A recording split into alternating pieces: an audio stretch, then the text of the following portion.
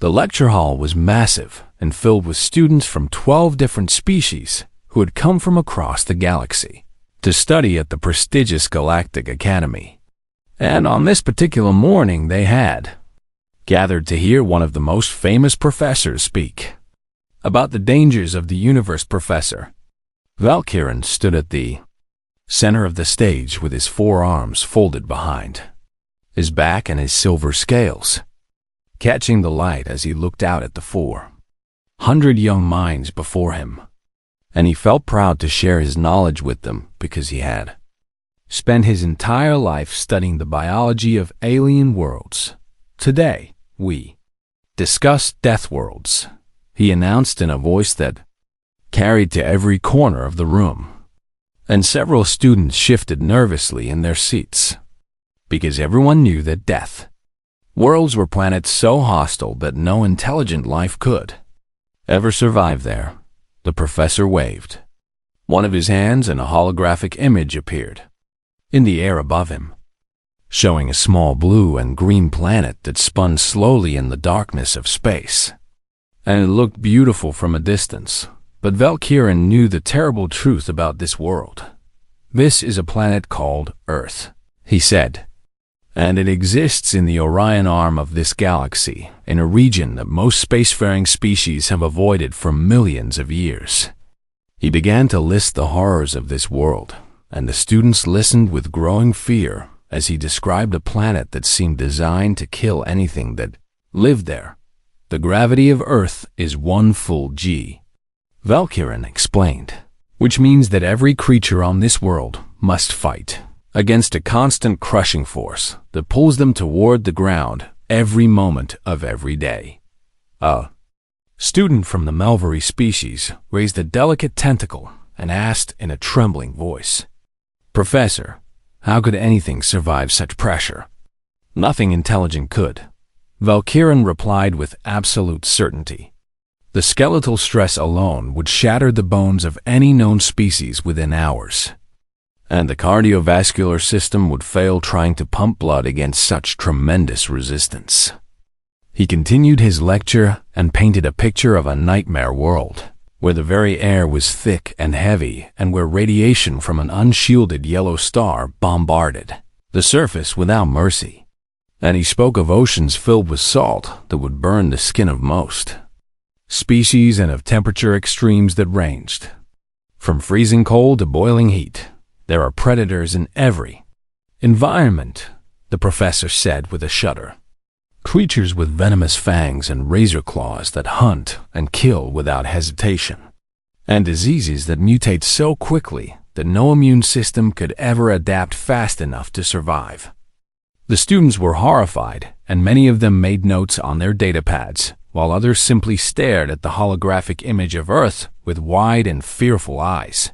In conclusion, Valkyrin said, with the confidence of someone who had studied this subject for decades, "No one survives 1G, and this planet called Earth is nothing more than a monument to the cruelty of the universe. A place where life might struggle to exist in primitive forms, but where intelligence could never emerge." He was about to dismiss the class when a voice spoke from the back of the auditorium.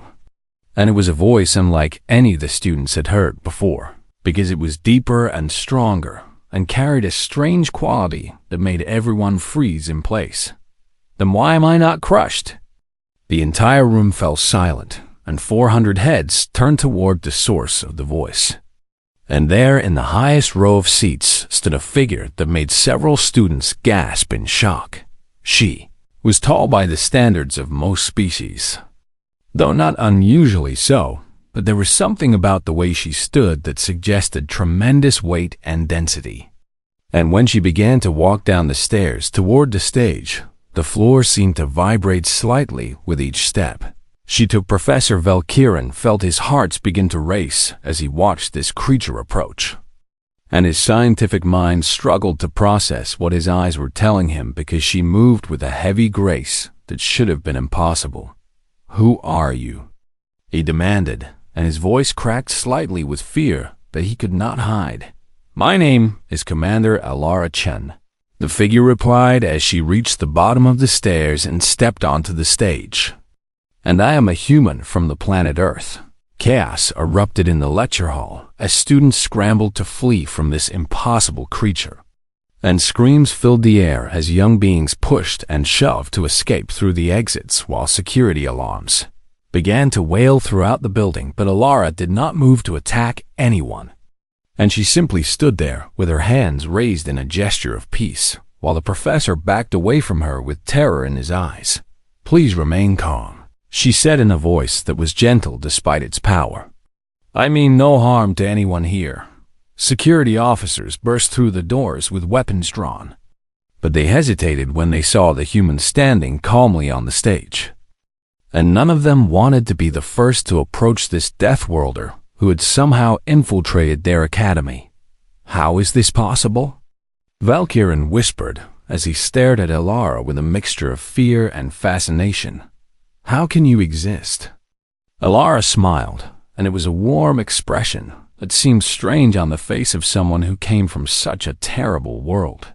"I was invited here," she explained. "I am part of a diplomatic exchange program that was established after my people made first contact with the Thyri Collective 6 months ago." The professor shook his head in disbelief, because everything he knew about biology told him that this woman should not be able to stand and breathe and speak. And yet here she was doing all of those things as easily as if gravity meant nothing to her. "Your bones should be powder," he said. "Your heart should have failed. Your muscles should have torn themselves apart. And yet here I am," Alara replied with that same gentle smile. "Maybe your textbooks need some updating, Professor." She extended her hand toward him in a gesture of greeting that was common among her people. And Valkyrin stared at that hand as if it were the most dangerous weapon in the universe. Because in a way it was. This was the moment when everything changed. And the professor knew that his understanding of the galaxy would never be the same again. "Perhaps," he said slowly as curiosity began to overcome his fear, "we have much to discuss." The Academy's medical facility had never seen anything like Commander Alara Chun, and the doctors who examined her could barely believe the readings on their instruments as they scanned every part of her body. "This cannot be accurate," said Dr. Thylus as she stared at her datapad with all 6 of her eyes. "The machine must be broken," but the machine was not broken. And every scan they performed showed the same impossible results. That made the medical team question everything they thought. They knew about Biologiella sat patiently on the examination table while the alien doctors circled around her and pointed their devices at her from every angle. And she tried not to laugh at the expressions of shock on their faces, because she understood that to them she must seem like a monster from a nightmare. Her bone density is 4 times higher than any species on record, Dr. Thylus announced to the room, and her muscle fibers are so tightly packed that they could generate enough force to crush starship hull plating. Another doctor, a thin creature with translucent skin, stepped forward with trembling hands and asked, "May I listen to your cardiovascular system?" "Of course," Alara replied, and she remained still while the doctor pressed a listening device against her chest. The doctor recoiled immediately with a cry of alarm and said, "Her heart is beating with such force that it would indicate cardiac arrest in any normal species. And yet she sits here speaking to us as if nothing is wrong." Professor Valkyrin stood in the corner of the room and watched all of this with growing fascination, because his fear had now transformed into scientific curiosity that burned brighter than any emotion he had ever felt. "Commander Chun," he said as he stepped forward, "I must know more about your world and your people, because everything we have believed about hostile environments appears to be wrong." Alara nodded and said, "I would be happy to tell you about Earth, Professor, but I warn you that what I describe may be difficult for you to hear." Over the following days, Valkyrin visited Alara in her quarters at the Academy and listened as she told him stories about her homeworld, that made his scales turn pale with horror. She spoke of monsoons that dropped walls of water from the sky with such force that they could flatten buildings, and of earthquakes that split the ground open and swallowed entire cities in moments of terrible destruction. And your people survive these events? The professor asked with disbelief. We rebuild, Alara said simply. We always rebuild, because that is what humans do. She told him about the creatures that shared Earth with humanity, and Valkyrin learned of venomous snakes, whose bite could kill in minutes, and of sharks that patrolled the oceans with rows of razor teeth, and of tiny insects that carried diseases capable of wiping out millions. Do you live in constant fear? He asked. Alara laughed at this question, and the sound startled the professor because it was so full of genuine amusement. No, she said. We do not fear these things because we have learned to live alongside them. And in many cases we have learned to use them or control them or simply avoid them.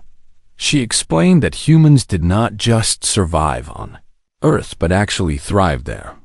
And she described how her people climbed the tallest mountains simply for the joy of reaching the top, and how they ran for hours across open ground until their prey collapsed from exhaustion. We call it persistence hunting, she said, because we never give up and we never stop until we catch what we are chasing. Valkyrin felt a chill run through his body at these words, because he suddenly understood that humans were not just survivors, but predators of the most terrifying kind. Your people swim in the salt water? He asked, remembering what he had said in his lecture about the corrosive oceans of Earth. Yes, Alara confirmed with a smile. We swim in the oceans for fun, and we dive deep beneath the waves to explore the darkness below. The professor shook his head in amazement and said, You do these dangerous things for entertainment? Of course, she replied, because facing challenges makes us feel alive, and overcoming obstacles makes us stronger. Day after day, Valkyrin learned more about humanity, and with each new piece of information, his understanding of the galaxy shifted in ways he could never have imagined. He learned that humans could survive extreme temperatures that would kill most species in minutes, and that their bodies could heal from injuries that would be fatal to others, and that they possessed an immune system that constantly adapted and evolved to fight off new diseases. We get sick, Alara admitted, but we usually recover. And each time we recover, we become more resistant to whatever tried to kill us. The professor began to see Earth not as a death world, but as something far more remarkable, a forge that had hammered humanity into beings of incredible strength and resilience over millions of years of brutal evolution. You were not shaped by your world, he said one evening, as they sat together watching the stars through a window in the academy. You were forged by it like metal in a fire. Alara nodded and replied, That is a beautiful way to describe it. Professor, I must tell the others, Valkyrin said with sudden determination. I must correct the lies I have been teaching for so many years and help the galaxy understand what humanity truly is. But even as he spoke these words, he knew that convincing others would not be easy, because fear was a powerful force that could blind even the most intelligent minds to the truth. News of the human at the academy had already spread across the collective, and reactions ranged from terror to fascination to outright hostility. And there were those who believed that humanity should be destroyed before they could become a threat. Some will call for war, Alara said quietly, and there was sadness in her voice. They will see us as monsters and try to kill us before we can harm them. And what will your people do if that happens? The professor Alara turned to look at him with eyes that held both warmth and warning, and she said, We will do what we have always done, Professor. We will survive. Valkyrin understood then that humanity was not a species to be feared or pitied or destroyed, but rather a species to be respected and perhaps even admired. because they had looked at a universe that tried to crush them and they had refused to be broken. "I will stand with you," he said. "I will help them understand." And so an unlikely friendship was born between a professor who had spent his life fearing death worlds and a human who had grown up on one. And together they would face whatever challenges the galaxy threw at them. The news of the human at the Galactic Academy spread like fire across the stars. And within weeks, every corner of the Theory Collective had heard stories about the Death Worlder who walked among them. Some species reacted with pure terror and demanded that Commander Alar Chun be sent back to her Nightmare Planet immediately, while others watched the reports with morbid curiosity and wondered what other secrets humanity might be hiding. The Theory Council held emergency meetings to discuss what should be done about this new species that had emerged from a world of horrors. And voices shouted across the chamber as politicians argued about whether humanity was a threat or an opportunity. "They must be quarantined," declared Representative Morax of the Kreth Dominion, a large reptilian being whose species had built their civilization on military conquest.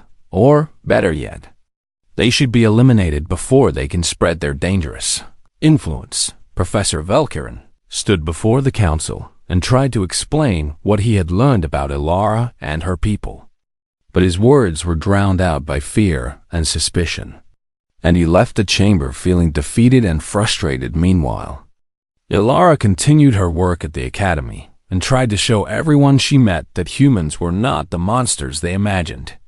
But she could see the fear in their eyes whenever she walked past them in the corridors. "Give them time," she told herself each morning. "They just need time to understand." But time was running out faster than anyone knew, because disaster was about to strike in a way that would change everything. Relay Station Korath was one of the most important facilities in the collective, a massive structure that floated in the void between star systems and served as a hub for communications and travel. And on the day of the incident, there were nearly 300 diplomats and officials gathered there for an important conference. Ilara was at the academy when the alarms began to sound, and emergency broadcasts filled every screen with images of chaos and destruction. "Catastrophic structural failure at Relay Station Korath," the announcer said with panic in their voice. "Multiple sections have collapsed and hundreds are trapped. Emergency teams are responding, but conditions are extremely dangerous." The professor found Ilara watching the broadcast with an intense expression on her face, and he saw something in her eyes that he had never seen before, a cold determination that made her look like a predator preparing to hunt. "What has happened?" she asked. Volkirin explained that the station's gravity generators had malfunctioned during the collapse, and that the damaged sections were now experiencing gravity levels of 0.7 G, which was far too dangerous for any rescue team to enter. "Our people cannot function in such conditions," he said sadly. "Their bodies would fail within minutes, and anyone who enters will die alongside those they are trying to save."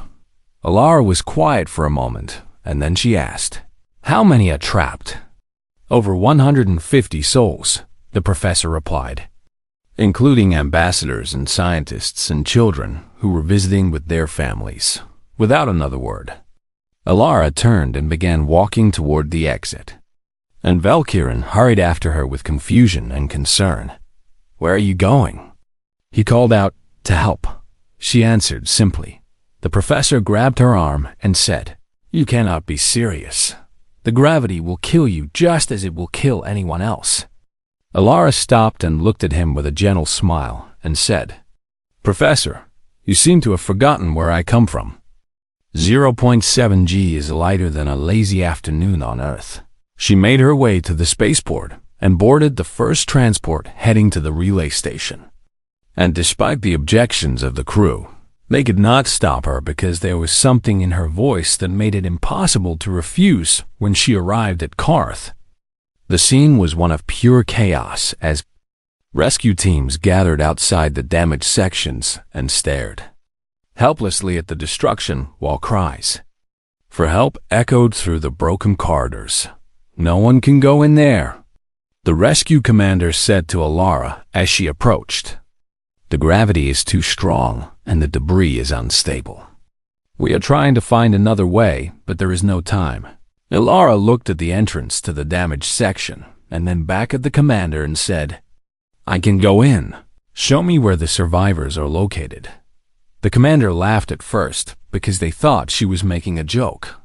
But when they saw the seriousness in her face, they realized that this human actually intended to walk into that death trap. "You will die." They warned her.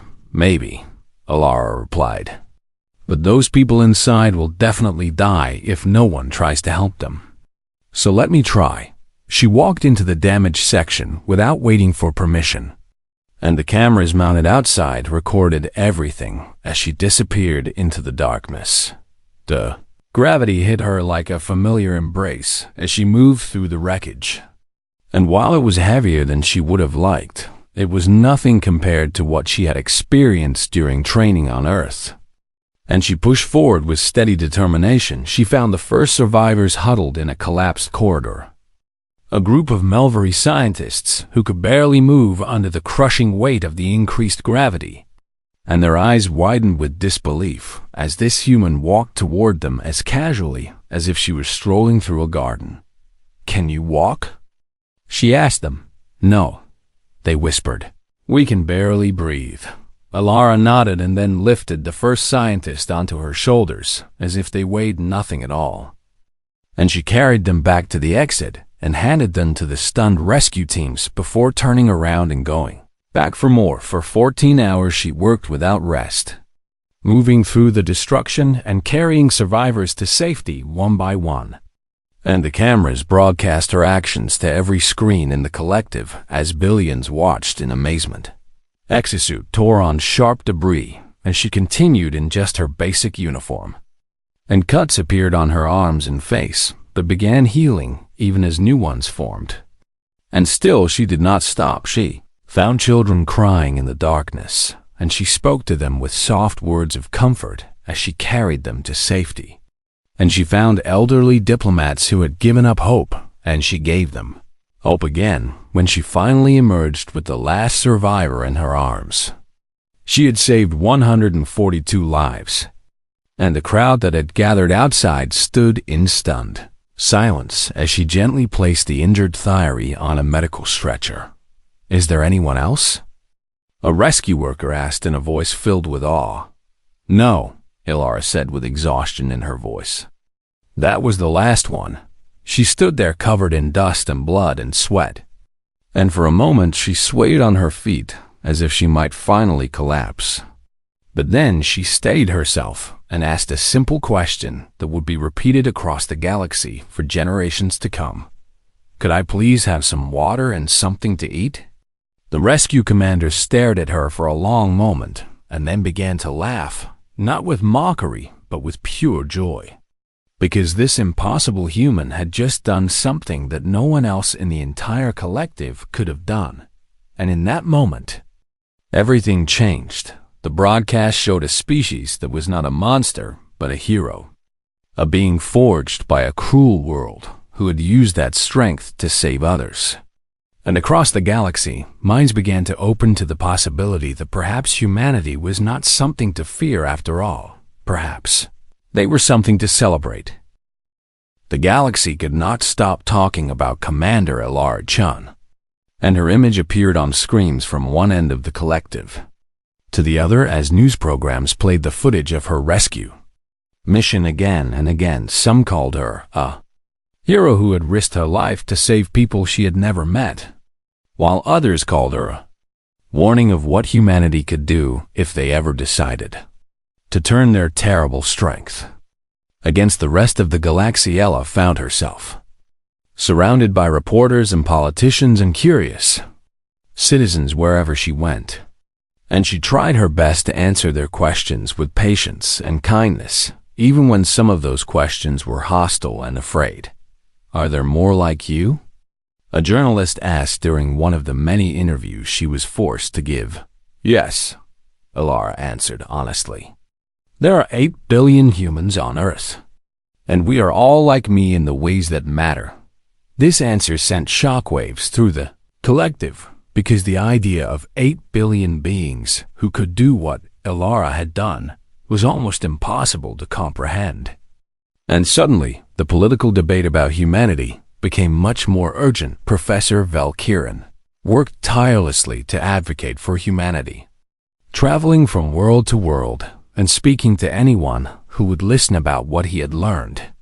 And slowly some minds began to change. They are not invaders, he told the Theory Council during one of his many appearances before them. They are explorers and dreamers who simply want to find their place among the stars. But not everyone was convinced. And the loudest voice of opposition came from the Kreth Dominion, a militaristic empire that had built its power on strength and conquest and could not accept the idea of a species that might be stronger than them. Representative Morak stood before the Dominion's War Council and spoke with fury in his voice as he demanded immediate action against the human threat. One of them saved 142 lives, he said. But what happens when 1,000 of them decide to take lives instead of save them? What happens when 1,000,000 of them march against our worlds with their crushing strength and their endless endurance? The War Council listened and nodded with grim agreement because they had built their civilization on the belief that might makes right. And the existence of humanity challenged that belief in ways they could not accept. We must strike first, Morax declared, before they can spread beyond their single world, before they can build fleets and armies that we cannot stop. And so the Kreth began preparing for war in secret, gathering their forces at the edge of collective space and waiting for the moment to strike. Meanwhile, Alara received a transmission from Earth that filled her with both joy and worry, because her people were coming to join her in the galaxy.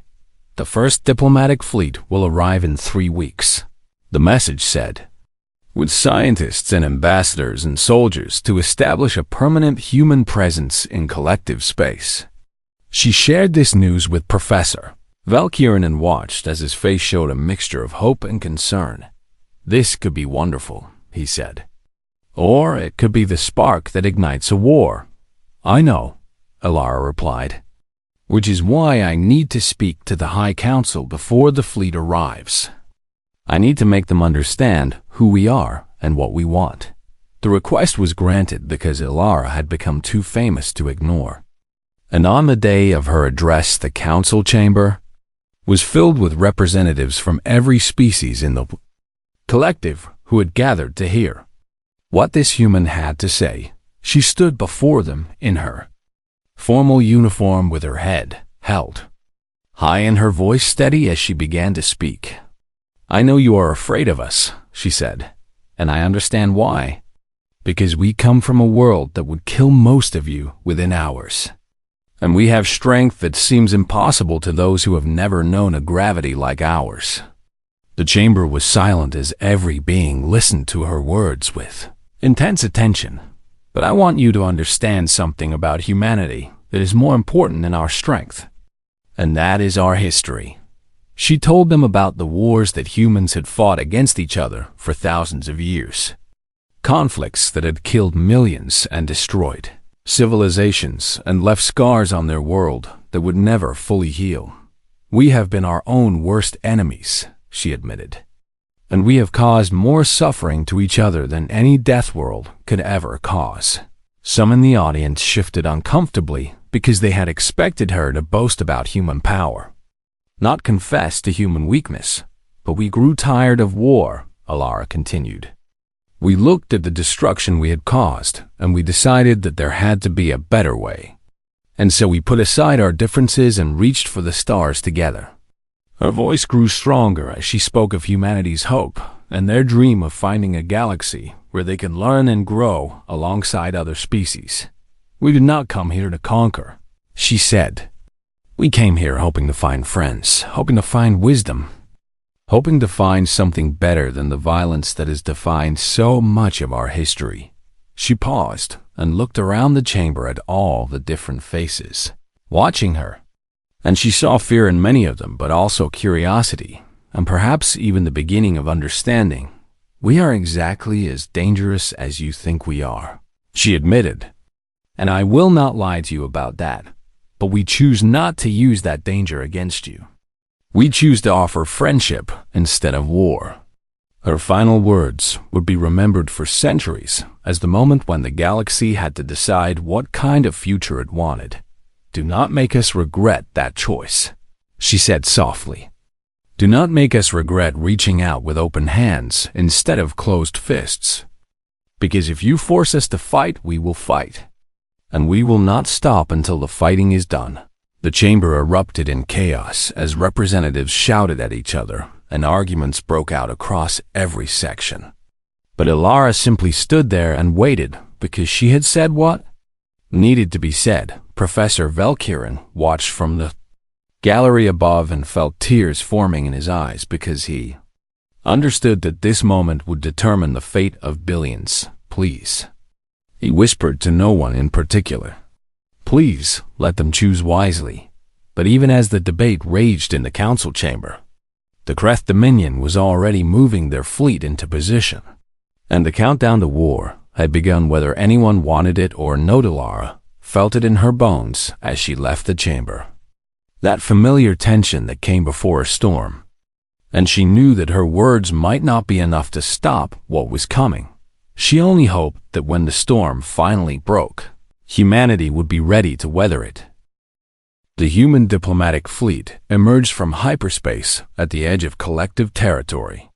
A small group of 12 ships carrying scientists and ambassadors and soldiers who had traveled across the void to begin a new chapter in their species' history. They never saw the attack coming. The Kreth Dominion struck without warning as hundreds of warships dropped out of hyperspace and surrounded the human fleet. And weapons fire lit up the darkness as the ambush began. All ships engaged defensive formations. Admiral Marcus Stone commanded from the bridge of the flagship Hope's Venture. "They want to fight, so let us give them one they will never forget." The Kreth had expected easy prey because they thought the humans would be soft diplomats unprepared for combat. But they had made a terrible mistake. The human ships were smaller than the Kreth warships, but they moved with a speed and precision that the enemy had never encountered. And the soldiers aboard them had trained for years in conditions that would have killed any other species captain. Yuki Tanaka led her crew through maneuvers that should have been impossible as her ship danced between enemy fire and struck back with devastating accuracy. And her pilots flew patterns that made the Kreth targeting systems useless. "How are they moving like that?" a Kreth commander screamed as he watched his ships fail to land a single hit. Their acceleration should crush them. But the humans were built for crushing forces, and they pushed their ships harder than any other species could endure, pulling turns that would have killed a Kreth crew instantly. The battle raged for hours, and the humans gave far better than they got, destroying dozens of enemy ships while losing only 2 of their own. But they were still vastly outnumbered, and ammunition was running low. "We need to end this now," Admiral Stone said as he studied the tactical display. "Target their command vessel and prepare a boarding action." The Kreth commander watched in disbelief as a single human transport ship broke through his defensive line and attached itself to his flagship. And he ordered all available troops to repel the boarders, but he had never faced humans in close combat. And nothing could have prepared him for what was about to happen. Commander Ilara Chun led the boarding party through the airlock and into the enemy ship. And the Kreth soldiers who met them in the corridor froze for a moment when they saw these strange beings who moved with such terrible purpose. Then the fighting began. The Kreth ship operated at low gravity compared to Earth, and the humans moved through it like predators unleashed. Faster and stronger than anything the enemy had ever faced. Ilara fought at the front of the formation, and her fists struck with the force of sledgehammers as she carved a path through the defenders. and soldiers fell before her like grass before a Sai the Kreth warrior swung a blade at her head, and she caught it with her bare hand, and the metal bent under her grip as she pulled the weapon away and tossed it aside like a toy. Impossible, the warrior whispered before she knocked him unconscious. With a single strike, the boarding party moved through the ship like a force of nature, unstoppable and relentless. And the Kreth defenders broke and ran before them because they had finally understood what they were fighting.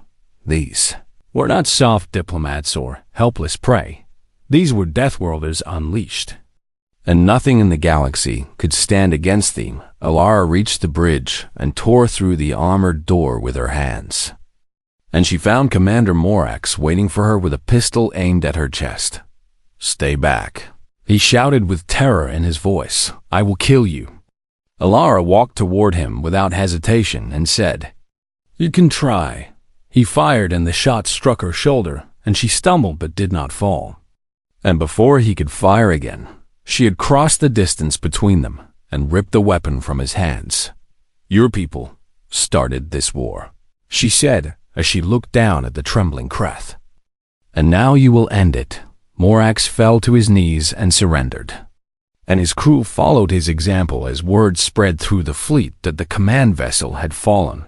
The war lasted 11 days in total, and it ended with the complete defeat of the Kreth Dominion. And when the final surrender was signed, the galaxy looked at humanity with new eyes. They had seen what humans could do when pushed to fight, and it was more terrifying than anyone had imagined. But they had also seen something else. They had seen humans show mercy to defeated enemies and treat wounded Kreth soldiers with the same care they gave their own. And they had seen humans refuse to destroy a civilization that had tried to destroy them. "Why did you spare us?" Morax asked Alara when she visited him in the prisoner compound. "We would have killed every one of you without hesitation, because we are tired of killing," she replied. "And because we hoped that you might learn to be better than you have been." The Kreth Dominion agreed to peace terms that would reshape their society, and they began the long process of learning to be neighbors instead of conquerors months later.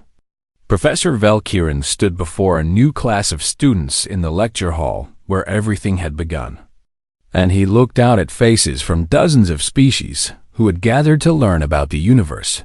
But this time, there was someone new sitting in the front row. A young human woman who had enrolled at the academy as one of the first exchange students from Earth. "Today we study humanity," Valkyrin announced, and his voice was filled with a warmth that surprised even himself. He activated the holographic display, and the image of Earth appeared above him. That small blue planet that had once seemed like a nightmare but now represented something entirely different. "I once stood in this very room and told my students that no one survives 1G, he said. "And I was wrong." He looked at the human student in the front row and smiled. And she smiled back at him with the same gentle expression that Alara had shown him so long ago. "The truth is that gravity forged humanity into something remarkable," he continued. "It gave them strength and endurance and a will to survive that cannot be broken." He paused and let his words sink in before he delivered the lesson that he hoped would change minds for generations to come. "We thought that their world was a death world," he said. "But we were wrong about that too, because a death world is a place where nothing can live. And Earth is the opposite of that." He turned off the holographic display and walked to the front of the stage where he could look directly at his students. "Earth is a world where life refuses to give up," he said, "where every creature fights for survival and grows stronger with each generation. And humanity is the ultimate expression of that determination."